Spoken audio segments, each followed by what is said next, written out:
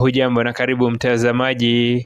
Timu ya kinadada ya MTG ya Kilifi inayoshiriki ligi ya kinadada ngazi ya kitaifa iliyo chini ya usimamizi wake kocha Fathime Hamisi, wengi wakimtambua kama kocha Tibu, akiwa na msimamizi wake Mohamed Hassan, imeshuka dimbani dhidi ya timu ya Gor Mahia Queens katika uwanja wa Maisa Komarok jijini Nairobi. Timu ya kinadada ya Gor Mahia ilijiweka kifua mbele kunako dakika ya 15 ya mchezo.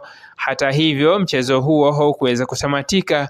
Hii ni baada ya mvua nyingi kushuhudiwa iliyoambatana na ngurumo za radi, mtanange huo kulazimika kusimama dakika ya 80. Condition ya uwanja ni mbaya, like the whole of this pitch iko flooded.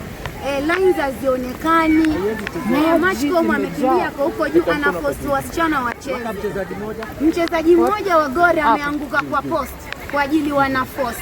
So sisi kwa sababu tuna advocate rights za wasichana hatuwezi kuendelea. Kuna radi hiyo, bado ni risk, tuko katika radi.